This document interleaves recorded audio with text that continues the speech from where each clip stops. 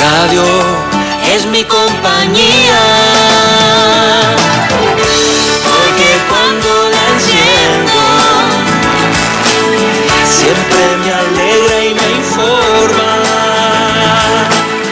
La escucho a cada momento, mañanas, tardes, noches y días.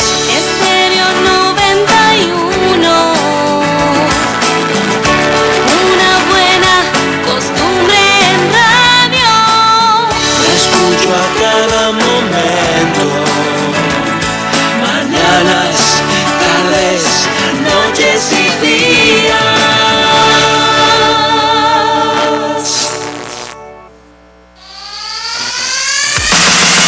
Comenzamos con Deportes 91. Practicar tu deporte y mantenerte en forma es una buena costumbre. Deportes 91. Comenzamos.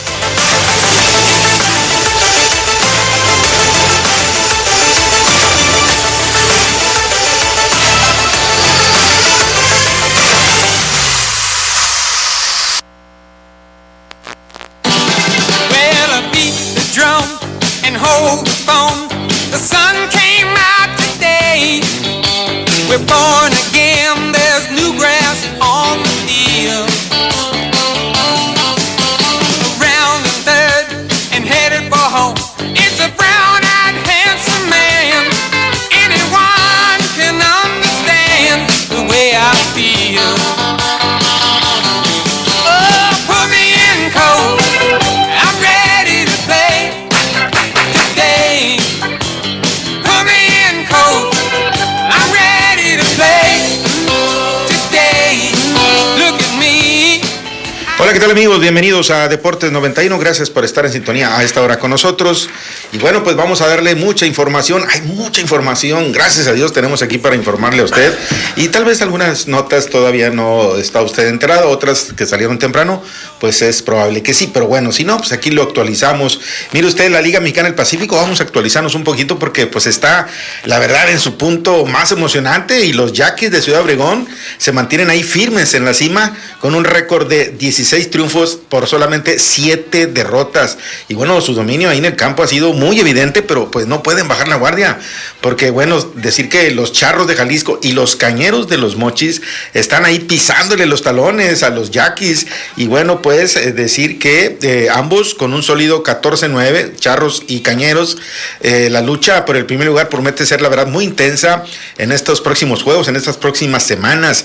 Los Naranjeros de Hermosillo también están dando mucho de qué hablar, especialmente gracias a Harold Jiménez, quien pues se ha llevado el título de jugador de la semana. Su habilidad para volarse la barda y su consistencia ahí en el plato han sido, la verdad, muy cruciales para mantener ahí a su equipo en la pelea. Con un récord de 13-10, los Naranjeros están listos también para dar la sorpresa. Ya en el centro de la tabla, de ahí del standing de la Liga Mexicana del Pacífico, los debutantes, los Benjamines, los Jaguares de Nayarit y los Tomateros de Culiacán están en una batalla muy cerrada. Ambos equipos tienen un récord casi idéntico, 12-11 los Jaguares y 11-12 respectivamente el equipo de los Tomateros de Culiacán.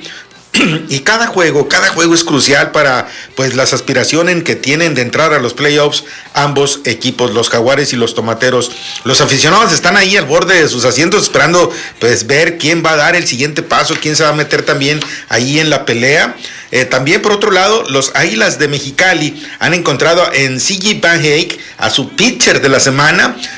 Tiene una habilidad para lanzar mucha lumbre desde el montículo. Ha sido un rayo de esperanza para un equipo que busca escalar también ahí posiciones importantes. Con un récord de 11-12, cada victoria cuenta para los Águilas de Mexicali. Ya en la parte baja del standing, el Tucson Baseball Team y los Algodoneros de Guasave están luchando por salir del sótano. Se está complicando un poco la temporada para ello. Y bueno, a pesar de sus dificultades, Garrett Alexander del Tucson ha sido nombrado relevista de la semana, pues mostrando ahí que incluso en la adversidad hay destellos de talento en estos equipos, no, sobre todo los que están bajo en el standing, como es el Tucson Baseball Team y los Algodoneros de Guasave. Pero los Venados de Mazatlán pues cierran la tabla con un récord de 7 triunfos por 16 derrotas. Son el equipo pues más malito ahí del Pacífico, aunque las cosas cosas no han salido como esperaban, el equipo pues sigue luchando ahí en cada partido, en cada juego, buscando mejorar pues una mejor posición y dar una sorpresa en la segunda mitad de la temporada de la Liga Mexicana del Pacífico. ¿Está usted informado cómo estaba ahí? La teníamos un poco relegada, porque hay mucha información en las grandes ligas con eso de los agentes libres. Ya están las premiaciones que realizan los miembros de la Asociación de Escritores de Béisbol de América, esta asociación que pues premia al novato del año, al manager del año, al Cy Young, y bueno, pues ya sabe usted todos estos premios. Bueno, pues y a raíz de esto, bueno, pues ya se dieron a conocer los novatos del año de esta temporada 2025. Y bueno, mire usted, por el lado de la Liga Americana, Nick Kurtz, este jovencito de los Atléticos de Oakland, pues fue premiado con el premio, precisamente, perdón la obviedad, por el novato del año de la Liga Americana. Él tuvo 30 votos al primer lugar. Por ahí el único que le pudo dar competencia fue Jacob Wilson de los Atléticos de Sacramento, que tuvo 23 votos, pero para el segundo lugar. Así que se lo lleva directito Nick Kurtz por parte de los Atléticos. Bueno, ambos jugadores del equipo Atlético de Sacramento, pues, pero se lo lleva Nick Kurtz con 30 puntos al primer lugar. Así que, pues, esto fue por la Americana. Y por la Nacional, Drake Baldwin de los Bravos de Atlanta, con 21 votos al primer lugar. Ahí Kate Carton de los Cachorros de Chicago tuvo solamente 9 votos al primer lugar, así que se lo lleva por mucho Drake Baldwin de los Bravos de Atlanta. Son los novatos del año, tanto de la Americana como de la Nacional. Y bueno, pues mire usted, ya hoy martes, ya más tarde, nos van a dar también ya el premio al manager del año. Hay varios candidatos ahí. Ya mañana miércoles el Cy Young, el jueves el jugador más valioso, el MVP, tanto de la Americana como de la Nacional. Así que, pues para los managers del año hay hay unos candidatos pues muy interesantes, varios de ellos que pues con sus argumentos pues obviamente son candidatos para tener este premio a manager del año. Así que pues, ¿quiénes son ellos? Pues son 6 finalistas porque hicieron exactamente el trabajo de un dirigente de grandes ligas que no nada más se extiende más allá de hacer el line-up, o sea, no nada más es hacer eso, se trata de unir ahí a 26 jugadores diferentes en un grupo muy unido, vaya que no es fácil, y bueno, se trata de crear pues una cultura ganadora y guiar a todos durante las inevitables caídas durante una temporada. Claro que imagínese usted levantar el ánimo y sobre todo a veces los enojos, ¿no? De las molestias de los propios jugadores cuando no se dan los resultados, y tener el manager allí, que tener que unir al equipo, a los jugadores, pues no es fácil, aparte las estrategias de cada juego para buscar llegar a la postemporada, posteriormente llegar a la Serie Mundial, pues no es fácil, ¿no? Y bueno, pues solamente quedan 2 y solamente queda un campeón en la Serie Mundial, así que pues no es fácil, y es por eso que bueno, pues se habla que entre la Liga Americana, el señor Josh Schneider de los Azulejos de Toronto, pues fue nominado luego de llevar a Toronto de sotanero a primer lugar en el este de la Americana. Dan Wilson también dio a los Marineros de Seattle al primer título divisional del equipo desde el 2001, y el repunte también decir de los Guardianes de Cleveland a finales de la temporada hacia la cima de la Central de la Americana también es uno de los principales motivos por el que Stephen Vogt podría llevarse también el premio por segundo año consecutivo a manager del año. Ya en la Nacional, Pat Murphy de los Cerveceros de Milwaukee pues también busca llevarse el reconocimiento por segundo año en fila, luego de que Milwaukee pues terminara con la mejor foja en grandes ligas. Para Rob Thompson de Filadelfia también sería incluso la primera vez, está ahí también como candidato, mientras que Terry Francona de los Rojos de Cincinnati pues podría recibir el honor por cuarta ocasión, que lo pondría junto a otros con la mayor cantidad en las ligas mayores, con la mayor cantidad de premios como manager del año. Y bueno, pues ahí estamos viendo, ¿no? Este premio va a ser hoy por la noche, a las 7 de la noche, tiempo del este de los Estados Unidos, para anunciar al mejor manager del año de la Americana como de la Nacional. Regresando, hacemos un poquito el análisis de estos managers, de estos 6 candidatos, regresando de la pausa.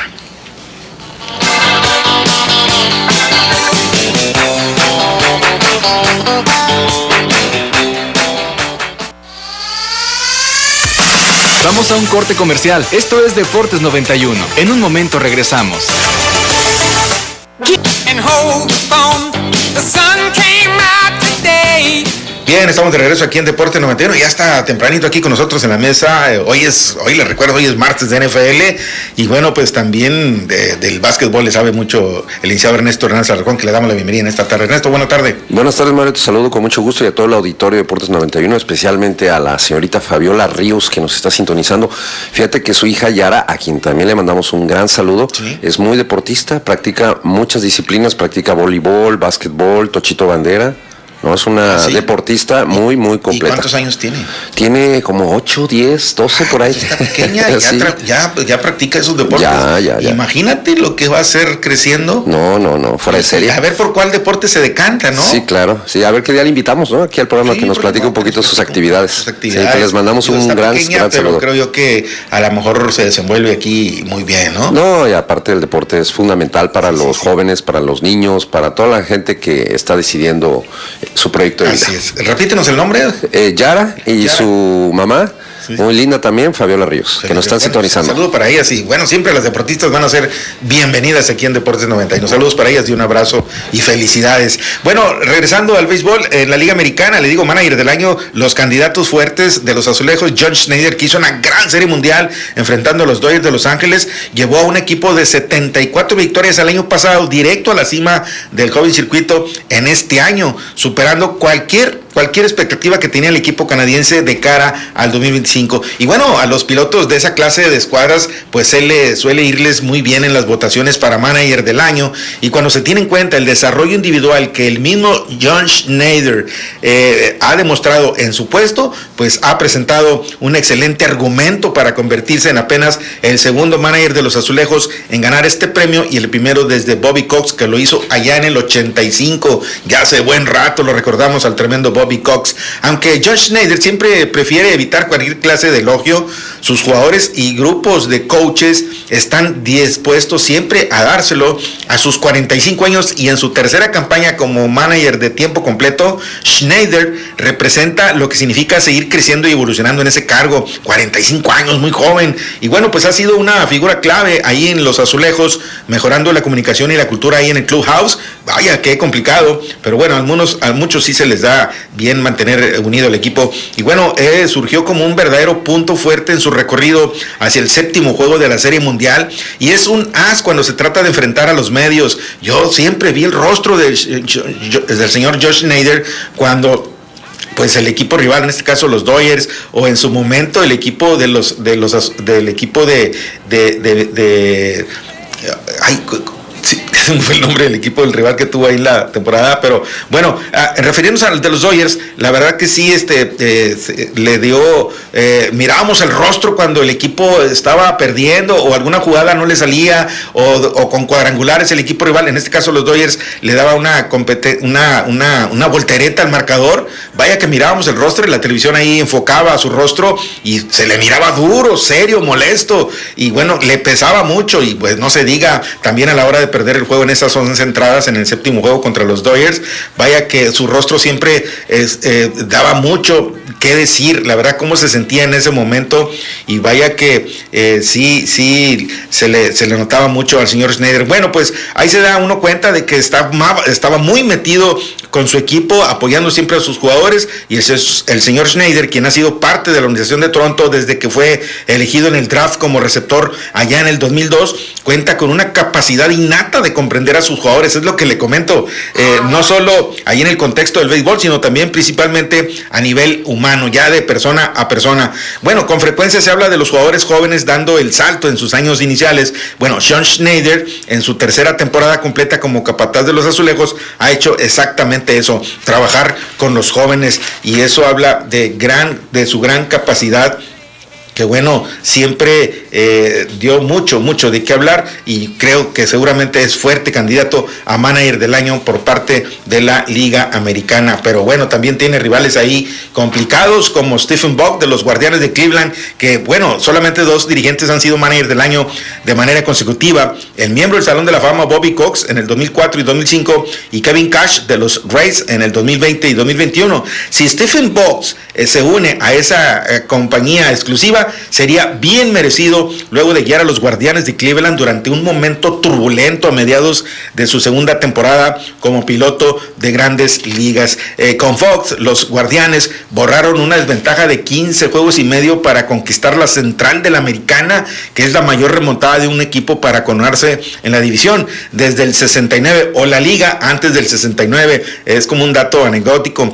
En una temporada de altibajos, Stephen Box recalcó la mentalidad de un día a la vez que su clubhouse siempre le encauzaba, ¿no? La implementó y la llevó hasta la recta final. Hubo bastantes giros. Cleveland pasó por una racha de 10 derrotas cuando las tuvo desde el 26 de junio hasta el 6 de julio y un trecho con marca de un triunfo y 9 derrotas del 15 al 25 de agosto. Imagínense por todo lo que pasa un manager, ¿no? Complicadísimo. Y bueno, decir que el estelar cerrador dominicano Emmanuel Clase y el abridor quisqueyano Luis Ortiz en julio pasaron a licencia no disciplinaria tras investigaciones de Grandes Ligas. Y bueno, el as Shane Bieber fue enviado a los Azulejos antes de la fecha límite de cambios, mientras seguía rehabilitándose de una operación tomillón. Y bueno, decir que eso, en un obstáculo de toda la temporada, la ofensiva de los Guardianes batió 226 de manera colectiva, el peor promedio de una temporada en la historia de la franquicia. Así que bueno, pues ahí están los numeritos también del señor Box, Stephen Box, que también es candidato a manager del año de la Americana. Pero también está ahí este rival que tuvo los Azulejos, que le comentaba lo de John Schneider, ¿no? El manager de los Azulejos, que bueno, cuando el equipo de los Marineros de Seattle le daba también férrea pelea, batalla en los marcadores en los diferentes juegos, pues también se notaba en el rostro del señor Schneider. Bueno, Dan Wilson, manager de los Marineros, en su primer año completo en el 2025, guió a los Marineros a un récord de 90-72 y apenas el cuarto título divisional en la historia de la franquicia, que representó un giro comparado con cada uno de los 2 años anteriores, cuando los Marineros de Seattle quedaron cortos de las elevadas expectativas y terminaron al manager de comprender que era un manager idóneo para el equipo de Seattle. Wilson era, la verdad, muy respetado entre los jugadores ahí por su serenidad y sobre todo mucha paciencia, unas cualidades que combinadas con una discreta competitividad lo convertían en una figura clave ahí en el clubhouse o en el vestuario. Los Marineros estuvieron a punto de alcanzar su talento y estrellas, pero fue la cultura y el ambiente que el señor Dan Wilson creó alrededor del equipo lo que permitió que ese grupo prosperara, y es una cualidad que no siempre se refleja en las estadísticas. Así que pues es poco probable que Carl Riley, su receptor de los Marineros, hubiera alcanzado los números históricos que logró sin Wilson al mando, sin haber sido su manager, ya que este último fue mucho más flexible en cuanto a la carga de trabajo, a esa gran comunicación entre Dan Wilson de los Marineros y su catcher Carl Riley. Hizo gran temporada. Los jugadores que querían jugar a diariamente lo hicieron, y esto no significa desmerecer los logros del catcher de Raleigh, pero el receptor jugó 159 partidos para conectar 60 cuadrangulares, y su relación con Dan Wilson, que se remontaba a las ligas menores, permitió que la voz de Carl Raleigh adquiriera más influencia entre los demás jugadores. Si bien es cierto que Wilson tuvo que aprender sobre la marcha ahí en algunos momentos de la temporada, pues también es verdad que el manager, sobre todo debutante, mostró una notable mejoría a medida que avanzaba la temporada, lo que podría influir tanto en el éxito a largo plazo de los Marineros como en las posibilidades de Dan Wilson como su manager de obtener el premio a eso, precisamente a manager del año. Así que pues otro candidato fuerte en la Americana, el manager de los Azulejos, el manager de los Guardianes y el manager de los Marineros de Seattle. Este lado de la Americana, interesante. Regresando, le comento los candidatos a manager del año por parte de la Liga Nacional.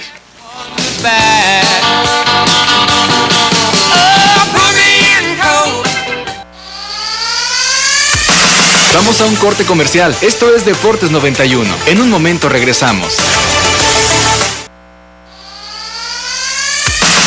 Ya regresamos de nuestro corte comercial en Deportes 91.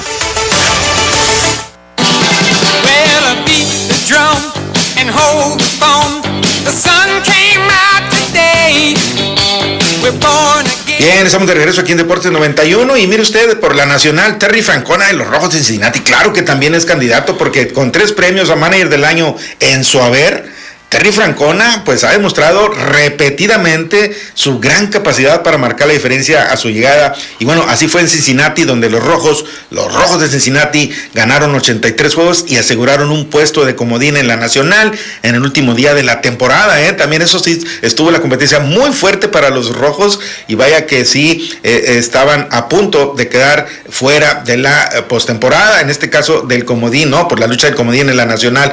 Por tercera vez en su carrera, este manager de 66 años llevó a un equipo a la postemporada en su primer temporada, tras haberlo logrado con Boston en el 2004 y también con los Indios de Cleveland en aquel entonces, en el 2013. Aunque a menudo puede considerarse un cliché, la predilección de Francona por concentrarse literalmente en un juego a la vez resultó muy beneficiosa para un equipo joven y sobre todo inexperto. Su racha de derrotas más larga fue de apenas 5 y el equipo disputó 42 series antes de sufrir su primer barrida del 25 al 27 de agosto contra el equipo actualmente que es el campeón, los Dodgers de Los Ángeles.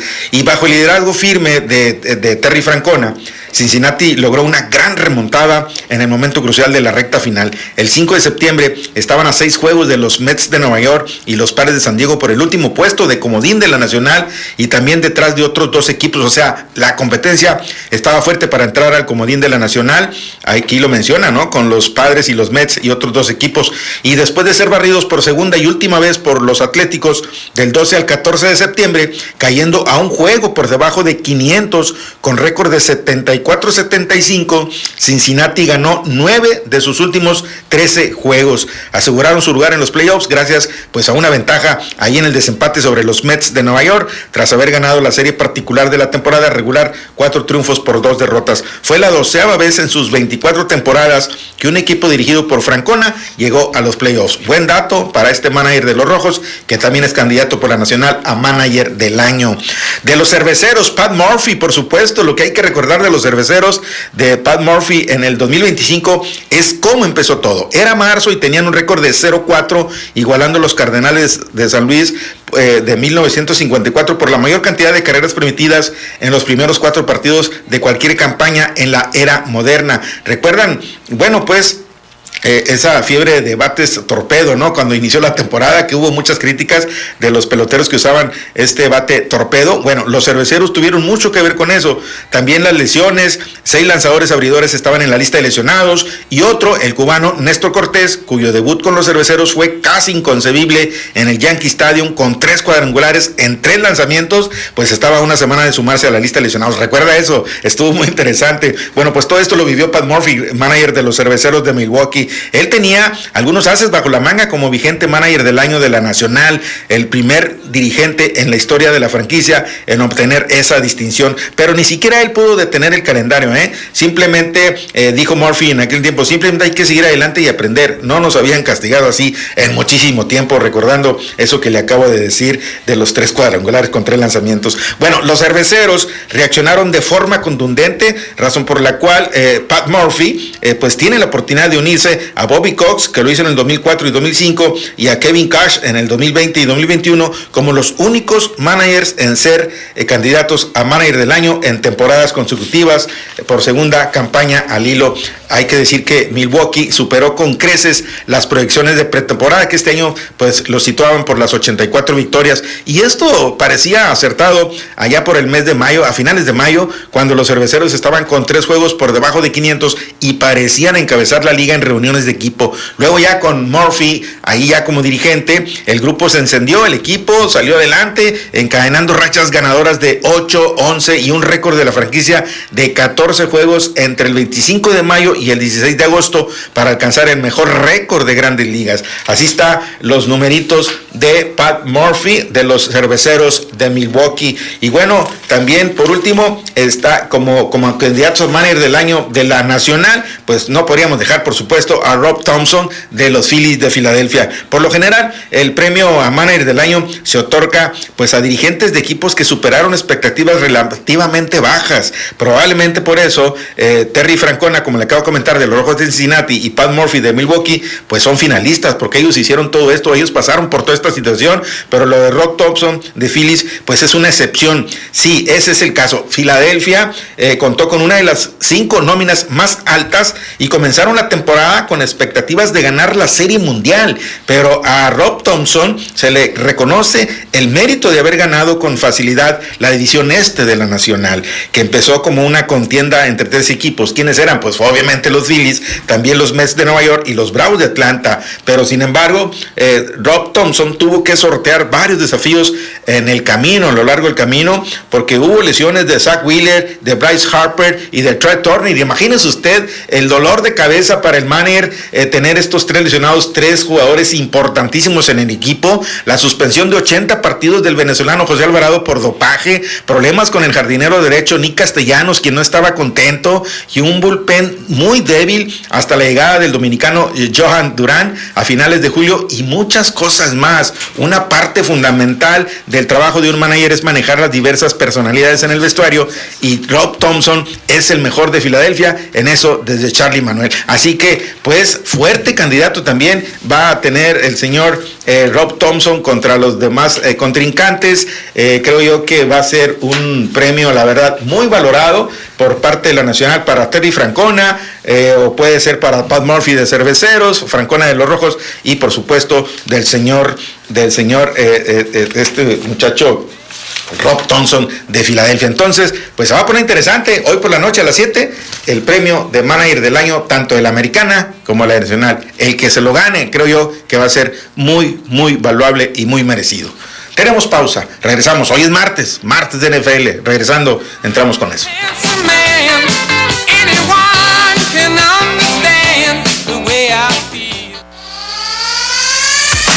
Vamos a un corte comercial. Esto es Deportes 91. En un momento regresamos. Ya regresamos de nuestro corte comercial en Deportes 91.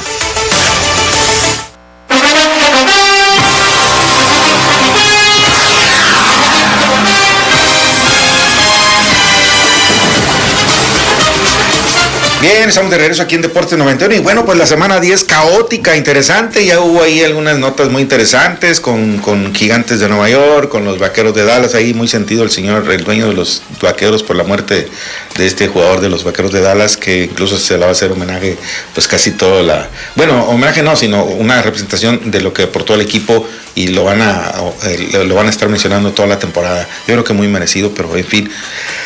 Ahí está la nota. Adelante, compañeros, bienvenidos, licenciado Ernesto Hernández Alarcón. Nuevamente, Ernesto, gracias por estar con nosotros. Gracias, Mario, te saludo con mucho gusto. Tito, buenas tardes. Tito, los saludo con mucho gusto, compañeros. Y también, por supuesto, a todo el auditorio de Deportes 91 que nos sintonizan en cualquier parte del mundo y sobre todo en la región de los Laredos. Saludos al licenciado Juan Ángel Martínez Salazar, todavía no está aquí con nosotros, se le complica un poco, y por supuesto también a Beto Romero, Beto el campeón. Saludos para ellos. Semana 10 de la NFL, terminó el día de ayer con un partido cerrado.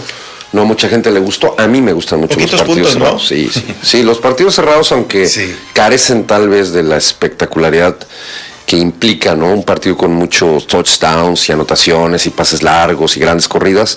Los partidos cerrados también son muy interesantes porque es la verdadera batalla en las trincheras. Eso también creo que vale la pena señalar. 1-0, 2-1, son grandes partidos. Sí, claro. Es lo mismo en la NFL. Absolutamente. Hay un Super Bowl que mucha gente dice que fue un Super Bowl muy aburrido, el que estelarizaron los Patriotas de Inglaterra contra los Carneros de Los Ángeles. En ese entonces el quarterback de los Carneros era Jared Goff y el quarterback de los Patriotas era Tom Brady, ¿verdad? Por supuesto. Fue un partido de pocos puntos, pero realmente fue maravilloso ese encuentro por el esquema defensivo, pero mucha gente lo asocia con un partido aburrido y para mí fue espectacular. Rápidamente de ambos equipos, por supuesto. Sí, claro. Algunas notas importantes, Tito, pues despidieron los Gigantes de Nueva York finalmente a Ryan Dable, se va con un récord negativo. Fue un coach que generó muchas expectativas en la Gran Manzana entre nosotros, los aficionados de este icónico equipo. Al principio los críticos, incluso algunos críticos especializados, comentaron que era una gran incorporación y que Brian Daboll iba a llevar lejos a los Gigantes de Nueva York. La primera temporada de él, su temporada de debut, así parecía, lo logró meter a playoff.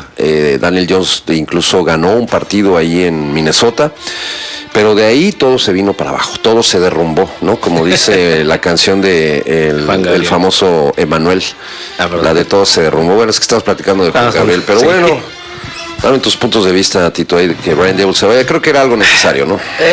Sinceramente sí, ya se veía venir, él ya estaba en la silla caliente, habíamos hablado al respecto sobre varios head coaches que estaban en la silla caliente pero la verdad no me esperaba que viniera en este momento, porque sinceramente cuando se ha hecho este tipo de movimientos, equipos que corren a su head coach a mitad de temporada o durante la temporada regular, no les viene un tanto. Sí se ve un altibajo, porque les das a notar a tus jugadores que están ahorita en el roster que vas a estar en reconstrucción precisamente por la baja de varias lesiones de varios jugadores de renombre, precisamente Jackson Dart en este último partido, pero les das a entender a tus jugadores que van a estar en reconstrucción y todos están en la silla caliente. Entonces todos dan de sí, todos dan su 100%, dan el máximo y se ve un altibajo, una subida de calidad en el juego de los jugadores de este equipo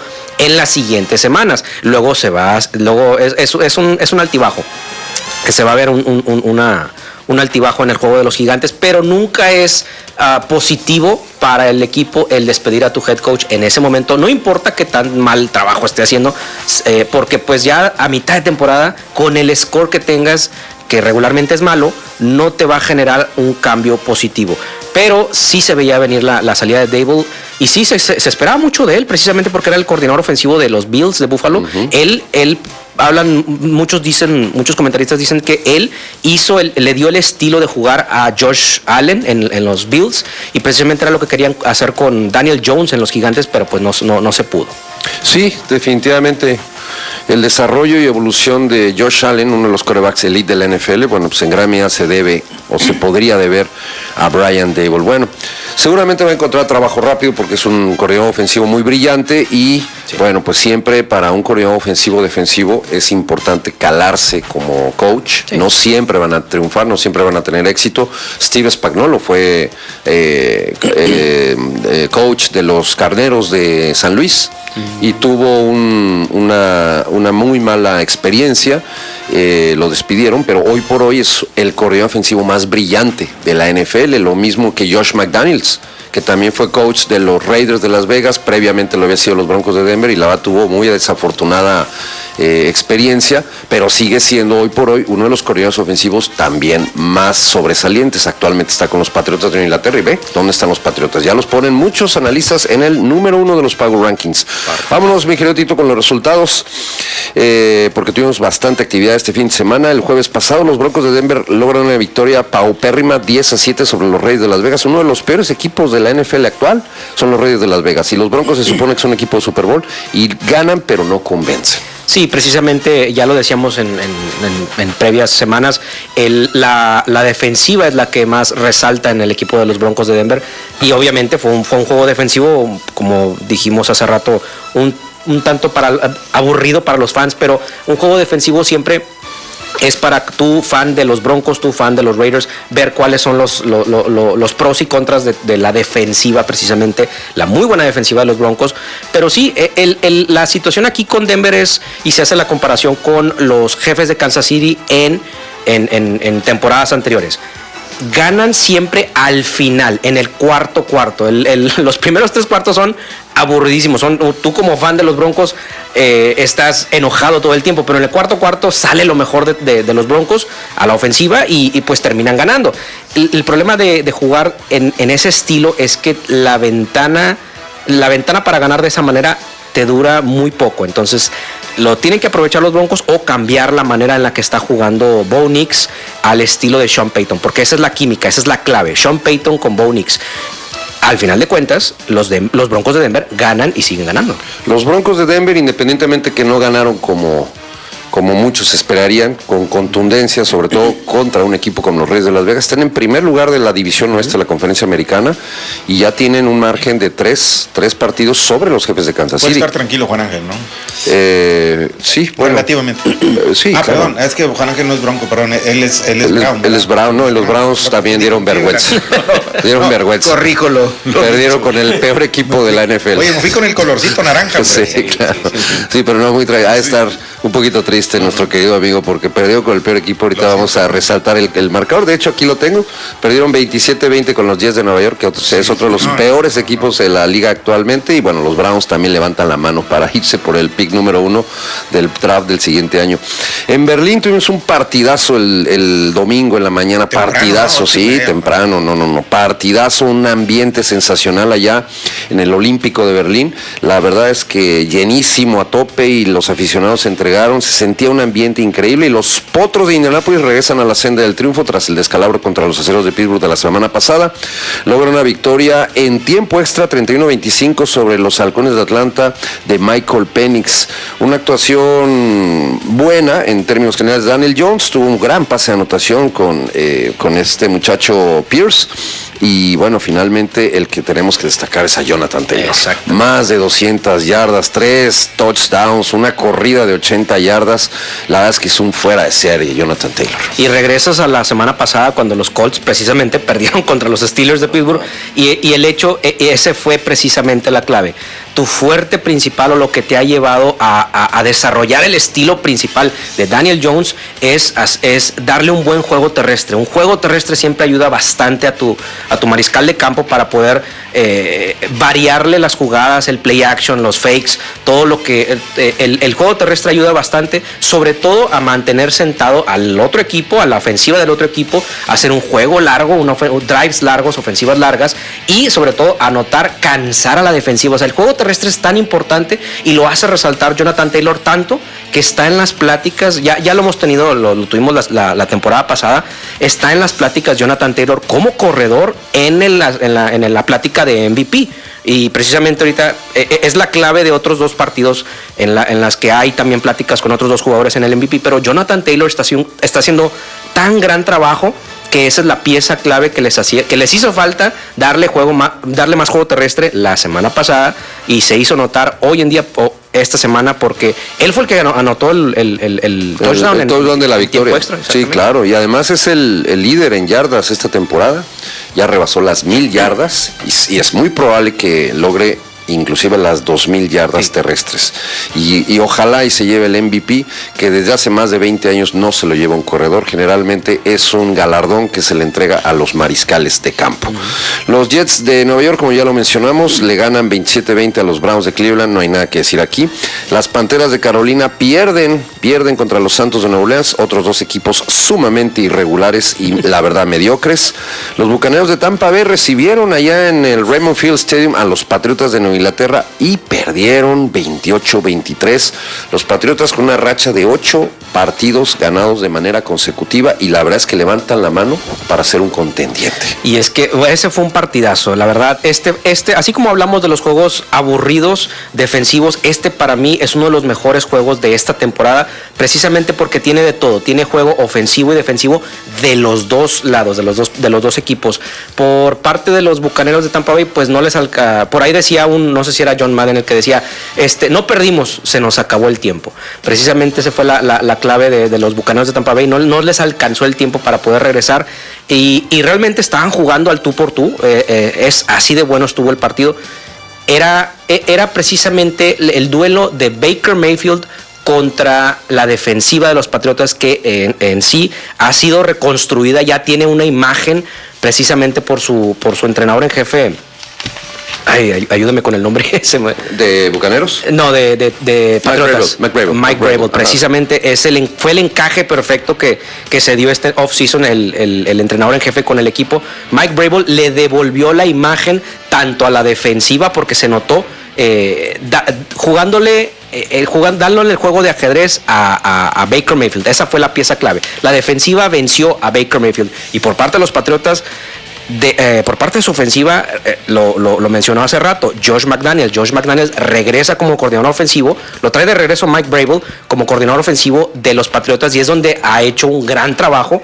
Él es uno de los coordinadores o coaches expertos en desarrollar un quarterback joven, como lo está haciendo con Drake May, y precisamente se hablaba, inclusive se cantaba en el partido, los espectadores gritaban MVP, pero no sabíamos si lo hacían para Baker Mayfield o para Drake May, porque los dos están en la plática, pero Drake May está haciendo un increíble trabajo, lo está desarrollando muy bien. Josh McDaniels toma buenas decisiones, sí tuvo una intercepción, pero el hecho es que Drake May está jugando tan bien que yo sí lo pongo en el top 5, a lo mejor hasta en el top 3, porque por eso está en la plática del MVP, porque hace resaltar mucho esa ofensiva Drake May. Él es la pieza clave de la ofensiva. Sí, definitivamente Drake May es el futuro de esta organización, el sustituto, nada fácil, de Tom Brady, ¿no? Quien tomar esos zapatos es algo realmente muy complejo y difícil, un gran reto. Su partido tuvo números interesantes, pero me quedo con lo que tú mencionaste, o sea, sabe tomar buenas decisiones, porque tuvo 16 completos de 31 intentos, apenas el 50%, 270 yardas, estuvo muy bien, 2 pases de anotación y una intercepción de este joven revelación que definitivamente pues, le va a dar muchas satisfacciones a los Patriotas de Nueva Inglaterra, a los aficionados de los Patriotas de Inglaterra, y ya lo está haciendo, por supuesto, ¿no? Sí. En este momento ya pueden soñar los discípulos de Mike Vrabel, que a propósito él anotó una anotación en un Super Bowl de las Patriotas, siendo él era tight end, me parece. Era tight end, sí. Sí, claro, sí, y anotó, o era defensivo. Bueno, el punto es que Belichick lo mandó elegible y recibió un pase de Tom Brady en la zona de anotación en el Super Bowl que le ganaron a las Águilas de Filadelfia. Más resultado, los vikingos de Minnesota, pues la verdad es que dieron un partido paupérrimo, y los Ravens de Baltimore pues les pegaron a domicilio 27-19 con el regreso del quarterback Lamar Jackson, que estuvo ausente algunas semanas, pero que parece que les quieren les quieren competir la división a los Acereros de Pittsburgh, de quienes platicaremos en unos minutos más. Los Delfines de Miami dan el campanazo y en casa le vencen 30-13 a unos Bills de Buffalo, que la verdad nos desconcertaron enormemente. Los Osos de Chicago lograron una victoria 24-20 sobre los Giants de Nueva York, perdían 17-7, pero al final lograron llevarse el encuentro, y este partido fue la gota que derramó el vaso para los Mara y compañía, y bueno, pues despidieron a Brian Daboll. Este resultado, quiero decir, ya fue la gota que derramó el vaso. Los Tejanos de Houston lograron una victoria 36-29 sobre los Jaguares de Jacksonville, aquí peleándose el segundo lugar de la división sur de la Conferencia Americana. Estos Tejanos que, bueno, pues no tienen mucho que decir a la ofensiva, no está jugando C.J. Stroud, jugó Davis Mills, y aún así en el último cuarto se llevaron la victoria. Sí, definitivamente, inclusive en el tercer cuarto iban con una ventaja los Jaguares de Jacksonville 26-10, creo, más o menos. Sí. Y ese es otro de los equipos que no saben terminar los partidos, no saben ganar los partidos, porque esa gran defensiva muy bien entrenada por DeMeco Ryans por parte de los Tejanos de Houston fueron los que dieron el campanazo, los que saltaron y dieron el campanazo para poderle robar esa victoria a los Jaguares. Inclusive faltando C.J. Stroud, David Mills pues hizo un trabajo promedio, pero sí me gustaría resaltar resaltó el trabajo de Nico Collins, uno de los receptores. Dalton Schultz también levantó la mano, pero sí tienen un corredor novato que no suena mucho, pero es muy divertido verlo jugar, porque es de esos jugadores que así de tipo Camsketivo. Jaquavius Marks se llama, es uno de los corredores de los Tejanos de Tanquecito. Houston. Sí, exactamente, un tanquecito, uno de los corredores tipo fullback, pero muy buen partido que eran la defensiva de los Tejanos de Houston. Will Anderson fue de los que más fuera de serie, fue primera selección colegial de los sí, Tejanos. junto con C.J. Stroud en el segundo draft. Junto con C.J. Stroud hace 2 años. Sí, y ganando los Tejanos de Houston sin C.J. Stroud. Sí, vamos a ver cuándo regresa C.J. Stroud, pero bueno, por lo pronto pues este resultado le favorece a los Potros de Indianápolis, porque se despegan 3 escaños de los Jaguares y están a 4 de los Tejanos. Los Halcones Marinos de Seattle, Tito, no sé qué opines, pero a mí me parece que es uno de los equipos que debemos de tomar en cuenta en la conversación para como de los más importantes de como contendientes para el Super Bowl. Lograron una victoria 44-22 sobre los Cardenales. Y es que resaltan mucho por parte de la ofensiva y la defensiva. O sea, tienen dos dos conjuntos clave, tanto en la ofensiva y la defensiva. La ofensiva es una ofensiva explosiva. Esa química que tiene Sam Darnold, sí tuvo algunos errores, unos que uno pensaría que no deberían tener, pero hay que darle le damos el crédito a la defensiva de Arizona, que no está tan mal. Pero por parte de la ofensiva de los Seahawks de Seattle, esa química que tiene Darnold con sus receptores, con el trabajo que hace la dupla de corredores, precisamente Zach Charbonnet y Jackson Smith-Njigba son los que resaltaron en este partido.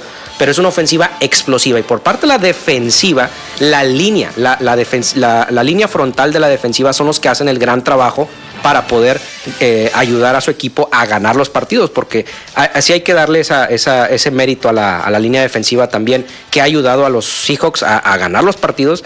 Pero esa es jugarle al tú por tú en el marcador a Sam Darnold y a esa ofensiva explosiva que tienen los Seahawks, que sí yo los pongo como contendientes. Van a llegar alto, a lo mejor un tanto como lo hizo Darnold con los Vikingos la temporada pasada, pero siento que está un poco más balanceado este equipo de los Seahawks. Para ti, ¿cuáles son los 3 mejores equipos de la Conferencia Nacional? De la Nacional serían primeramente los Rams de Los Ángeles,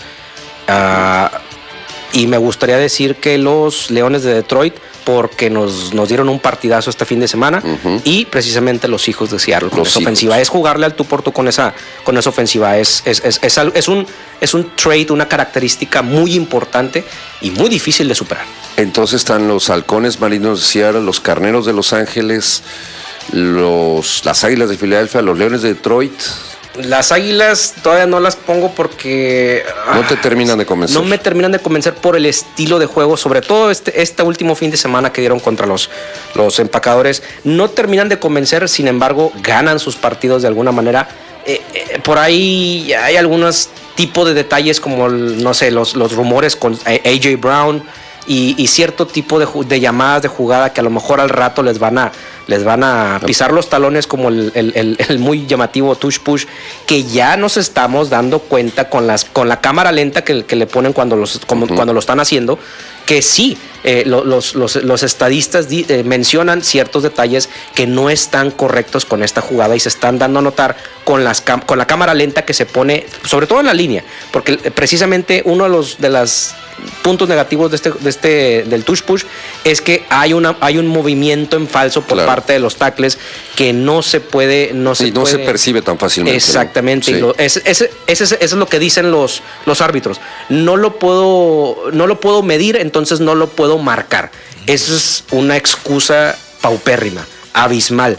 Quiere decir que no estás haciendo un buen trabajo y lo tienes que analizar. Por eso se te debió haber analizado una jugada de estas en el off-season. Lo pidieron varios equipos, sin embargo no se ha dado la llamada. Y por eso no me convence del todo Águilas, sin embargo ganan sus partidos. Sí, claro, que es lo más importante a final de cuentas. Y yo creo que sí está en el top 5. Ya no tanto top 3, pero top 5 de la Conferencia Nacional, sin duda. Y sí, efectivamente, estos 3 equipos que mencionamos que están en el top 3 de la Conferencia Nacional, bueno, pues se hicieron cargo de negocios, taking care of business, como dice la canción. Los Seahawks lograron una victoria 44-22 sobre los Cardenales de Arizona. Los Leones de Detroit vencieron a domicilio 44-22 a los Commanders de Washington. Ahí estaba Donald Trump, a propósito, y que fue abucheado.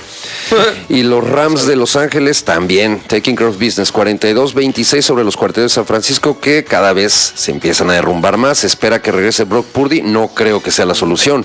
Y un partido del que tenemos que hablar, los Cargadores de Los Ángeles en el SoFi Stadium en el Sunday Night logran una victoria relativamente contundente, porque fue un partido cerrado durante mucho tiempo del encuentro. Logran una victoria 25-10 sobre los Acereros de Pittsburgh. Los Acereros venían de dar un gran performance, sobre todo en la parte defensiva, la semana pasada contra los Potros de Indianápolis. Nulificaron el ataque terrestre y generaron gran presión sobre Daniel Jones y promovieron 6 pérdidas de balón, 5 defensivas. Entonces estamos hablando de una actuación defensiva impecable. Sin embargo, ahora Justin Herbert, aún con una línea ofensiva mermada, pues les hace una actuación destacable y logra vencerlos 25-10. Además, Aaron Rodgers no me convenció. Creo que le faltan armas al equipo de Pittsburgh. Y es una montaña rusa cada semana con los Acereros de Pittsburgh. Por una semana te juega bien la defensiva y la ofensiva no, y la semana que sigue es al revés. Precisamente se critica ese por la pérdida de los Steelers es por en tanto. Sí, por la ofensiva se critica un tanto a Aaron Rodgers porque se menciona, no, es que ya no trae lo suyo, ya no jugó terrible, y sí, jugó muy mal. Pero vamos a adjudicarle que en este tipo de jugadores viejos con mucha experiencia, sin tanta agilidad, como lo es, vamos a ponerlo en el tema, Matthew Stafford, Aaron Rodgers, ya con tanta experiencia y con varios juegos en su carrera, pues deben de tener, no todo es perfecto, van a tener partidos en los que no van a jugar bien, juegos off, como se les dice, donde juegan muy mal, y este fue uno de los partidos así para Aaron Rodgers. Pero lo que más se le critica a los Acereros de Pittsburgh es las decisiones tomadas por la directiva. La directiva no tomó ninguna decisión antes de los trades de la fecha límite para intercambiar a los jugadores. No agregaron absolutamente nada, no mostraron interés en mejorar esa ofensiva que ya se veía desde el principio de la temporada que le hacía falta armas a Aaron Rodgers. Un tanto armas y línea, entonces no se le nota interés a la directiva de Pittsburgh con esas malas decisiones que se tomó para esta temporada. Ese es el resumen para Pittsburgh esta semana. Y aquí tenemos los números para muestra, un botón. Aaron Rodgers tuvo 16 completos de 31 intentos, estamos hablando de apenas del 50%, 161 yardas, una cifra relativamente baja, un pase de anotación, pero 2 intercepciones. Y su principal objetivo aéreo, su principal arma aérea es DK Metcalf, que tuvo solamente 3 recepciones con 35 paupérrimas yardas. Así que algo necesita hacer Mike Tomlin, o seguirá haciendo lo que le encanta hacer a Mike Tomlin: cortinas de humo para mantenerse en la chamba. La verdad, yo siento que ya necesitan renovarlo. Mi querido Tito, yo sé que eres fanático de los Steelers, pero yo pienso que Mike Tomlin es bueno nada más ya para llegar a postemporada y como que se conforma con eso. ¿Sí me para explico? dar un buen show y para tener una marca ganadora cada temporada. Correcto. Eso es para lo único que sirve. Bueno, pues ya para acabar el partido de ayer en la noche, el lunes por la noche, Monday Night, las Águilas de Filadelfia logran ganar 10-7 sobre los empacados de Green Bay. Me gustó mucho una corrida de Saquon Barkley, demostrándonos por qué es Saquon Barkley. Tenemos también una gama de partidos interesantes para la jornada 11, Tito. El jueves juegan los Patriotas de Inglaterra contra los Jets de Nueva York. ¿Te gusta como con rompequiniela este? Jesús, después de esa actuación de los Patriotas, la verdad no, pero va a ser un juego interesante por ser divisional. Ok, muy bien. Algunos otros juegos interesantes, y yo creo que el más interesante y más peleado va a ser el de Broncos de Denver, que reciben a los Jefes de Kansas City. Va a ser el domingo a las 3:25 de la tarde. Y el Monday Night, los Vaqueros de Dallas visitan a los Raiders de Las Vegas. Así que ese partido también va a ser interesante, sobre todo a los aficionados de los Vaqueros de Dallas. Seguramente así será, y la próxima semana, bueno, pues tendremos mucho más información de esta semana 11 que ya inicia este próximo jueves. Ernesto, gracias. Un placer. Buena tarde, Jotito. Gracias. Buena tarde. Como siempre, y usted, amigo, escucha, gracias por sintonizarnos. Lo esperamos mañana en punto a las 4 de la tarde. Nos vamos. Gracias.